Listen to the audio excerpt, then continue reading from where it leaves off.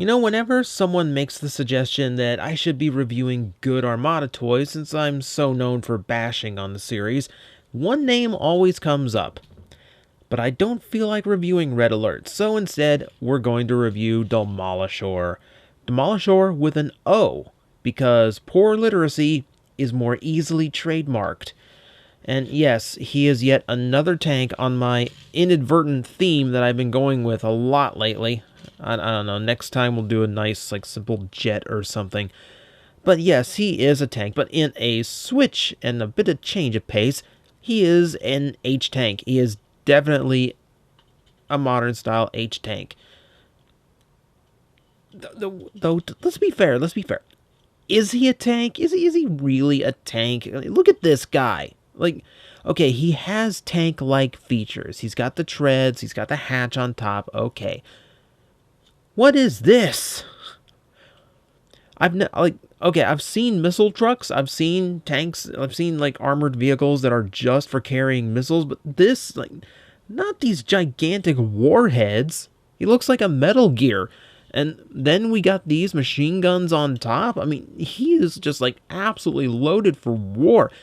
This is like what I'd expect a Decepticon on Cybertron to look like. You know, I don't care if it's realistic or not. I have tons of guns. What else do you want? I'm going to kill Autobots now. Okay, realism aside, and then as I wait for someone in the comments to tell me what real-world vehicle he actually is, I actually do like the look of it. It is very, very brutal. It is very in-your-face. This is a war machine type design. I really kind of like it. I really dig the colors on this too, like this beige and tan color, and a little bit of like dull red, which is, you know, typically like the red colors are very bright and vibrant since they are kids' toys. A little bit subdued here, and I actually kind of like that. Here on the front, we do have some silver, which is a nice touch, and then the Decepticon logo, which I remember Armada, they made a huge deal about it, and by they, I mean all self-entitled fans who really think that everything needs to be done their way. They just kind of like paint washed all over all of the faction symbols on all the early Armada toys. They didn't bother painting, or rather not painting, the little gaps and lines in between, which made a lot of people upset. We got so mad over such silly things. Not like today. What I really like is the paint wash on the sides. Lots. It's like super heavy shadowing, and I really like it. It gives us this very, very gritty look. Like super gritty. I actually kind of dig that for this tank. Back to the word dig. I swear I'm trying not to. On the front, however, like as opposed to this like grit and grime, we have this, which I assume is mud splatter. But it's a little clean to be mud splatter. And it's a little reddish. Oh my god. He ran over ketchup bottles. I can't believe him. But otherwise, yeah, I like the deco on this guy. I'm really into the colors here. So, besides that, what can he do for us as a tank? Well, he does have those little plastic wheels on his base, and he does have enough weight to actually get them to roll decently, so that's good. Now, as tanks go, we know what my criteria is. The turret needs to rotate, and preferably the barrel needs to go up. Well, he has no barrel, and half his body is the turret. It can go all the way around, but because of the shape of the cannons here, and the little raise the back of the vehicle mode has, he can't get all the way around without parts starting to bang and clash into each other. Also, because all the parts here are so thick, you can really only get so much reach turning upwards before everything starts clashing, and it just gets ugly. So he's got a little bit going for him in this mode. You know, he's not a whole lot, but you know, whatever. If we want to give a little bit more, we have to go with a little helper friend. We'll put him aside, and we'll focus on this little guy, which actually is a bit mistransformed here, because I got a little ahead of myself. Let's give him into the proper vehicle mode. This is the Minicon Blackout. and his interesting vehicle mode, which seems to be a box tank with gigantic cannons on the top and an inexplicable radar dish. That's the fun thing about Minicons. The vehicle modes don't have to make sense. They did try. There is a door molded into the side, and you can see where they painted the windshields and all that, so there is some definite effort to make him look a little bit more authentic, like maybe something could actually get inside. But, you know, they're like human-sized in the series, so like maybe this is like a mouse hole or something. But it's a neat little vehicle. I kind of like it. Now, to actually integrate, we're going to have to fold the arms back down the way I had it before. And now, with him flattened out like this, he can plug into the front of Demolishor, removing the H from the equation. If I can actually plug this in, it would help if I wasn't holding down the button accidentally. That would really help. There we go. Which upgrades him to a more, just more normal tank. And gives him more guns, because clearly he needed a few more guns in the equation. It's a neat little piece of interaction between the two. And hey, if I hit the button on the back, it launches. So he's kind of a deployer that way. That's kind of neat. I like that. So that's pretty much the vehicle mode. He does have an extra mode that I might as well show off. It's not much. It's one of those like in between we needed something else to sell the toy with modes, which you guys know how much I love those. I ever so cherish them. For that we need to flip this out and then rotate all of this around. And then we can see. Hang on. All this has to line back up and everything has to go back the way it was. The idea is it's now kind of like an anti-air assault platform with a seat. And now, what do we do with the seat? Well, we'll put them aside again and flip these down to reveal Blackout in robot mode. And here, he is quite a nice little figure. Very boxy, I will give you that. But I kind of like that in a way. He has gigantic guns for arms. So he will never be able to hug his children unless he shoots them in the eye first. It's just an unfortunate situation he's in. I like the head on him, too. He's got this kind of like one-eye thing. He's got a kind of a scope thing on one side. Kind of looks Lego bricky now that I look at it. It's kind of weird that way. But you can see he's got a lot more orange going on to kind of separate him out from Demolishor. But the rest of the colors are pretty much the same. And as for articulation, you get some shoulders that, thanks to the transformation hinge, actually get a little bit of outward motion as well. And you do get hips that go forward and back, and kind of knees, but not really. Not really knees. No, but the main feature here is we can actually plug him into the back, which goes like so. So he can sit and main the guns as he fires at any oncoming aerial Autobots, of which there was like one, maybe two in the show. So this doesn't make a whole lot of sense, but you know what? They found a use for another mode, and it's a little bit more Minicon interaction, which is actually quite good, especially for these smaller toys. But let's get him into robot mode so we can actually see what Demolishor is all about. I'm going to lower the legs down on these double hinged things that they've worked into his hips. Once those are locked down, we will fold these all the way out, then fold that down, and then the front the same way. Okay, fold that back, and there we go. From here, we can flip the feet out, like so. And now, chair goes back. Oh, this is a tight piece. Oh, hang on. I try not to break anything in this old toy that is clearly a little bit stuck from dust over the years. Oh man, hang on. Oh, this is embarrassing. Here we go.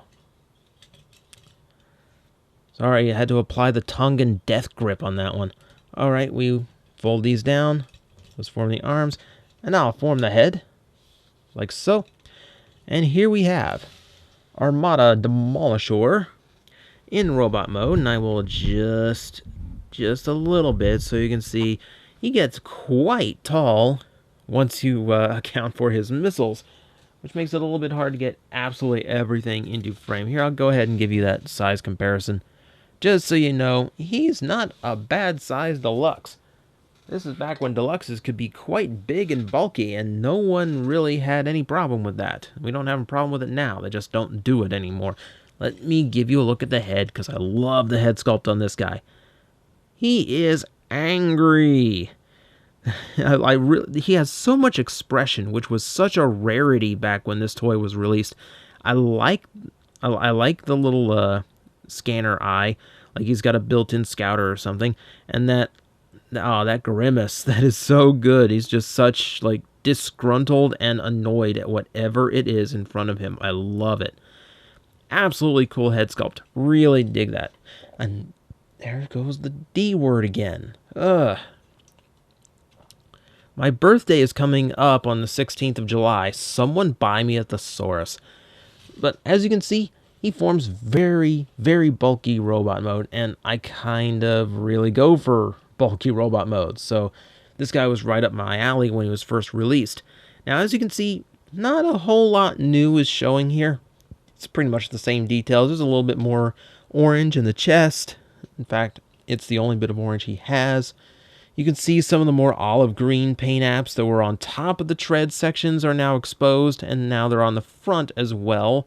So you get a little bit more detail showing through, but really not a whole lot. It's mostly everything that was there from his vehicle mode is just there again. It's just, yeah, there.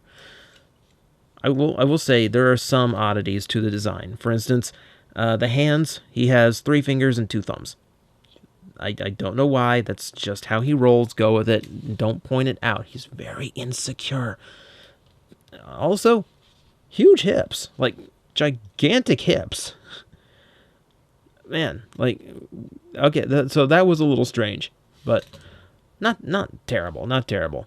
Let's go over articulation, and this is not as good because he's a product of his time, but he comes off better than a lot of Armada toys did at the time. No neck articulation. His waist does rotate all the way around. That's good.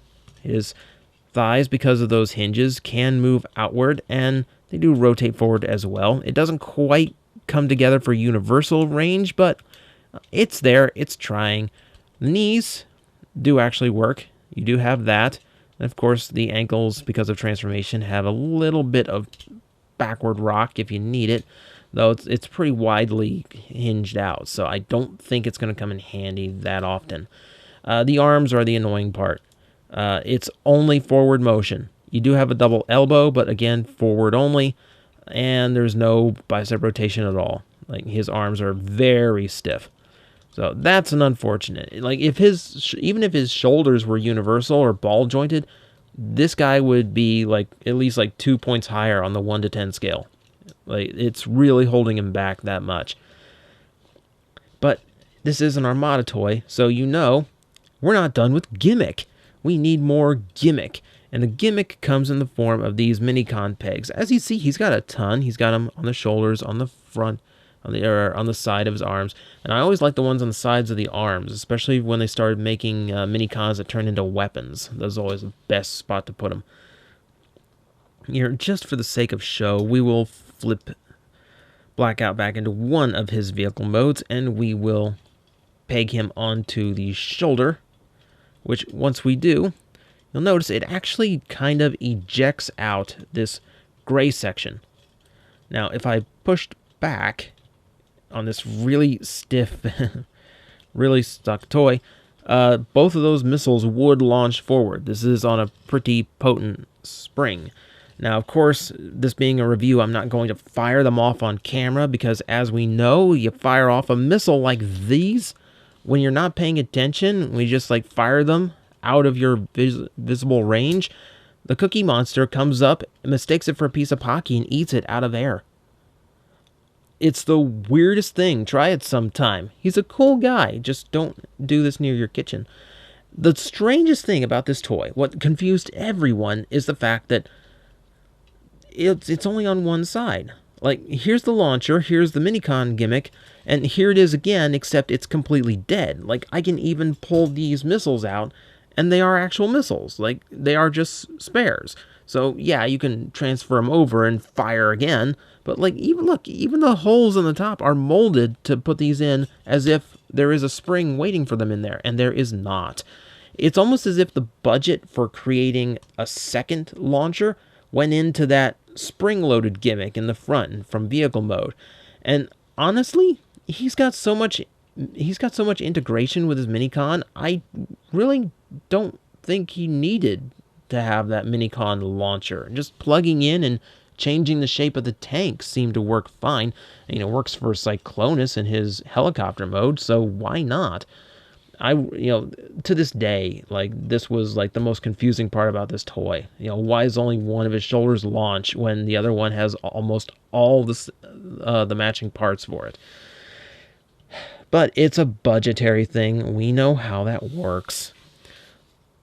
I'm sure plenty of people have just, like, cobbled together ones with two left shoulders so that it actually works. I'm positive that's been, like, one of the most common modifications for the toy. But there you have it. That is Armada Demolishor. Definitely one of the better deluxes. I would probably say the best toy of the first wave of Armada. Yeah, even better than Red Alert, because Red Alert's got better articulation. He's also way, way bulkier because of his, like, enormous gimmicks. I think Demolishor is just a nice all-around package. He looks good. The vehicle mode is unique. He's got really good Minicon integration. It's just how stiff his arm articulation is that keeps him from being absolutely stellar. As it is, he's pretty good for his time. And hopefully he'll be the last tank I review for a while. I don't know why I keep reviewing tanks on this show.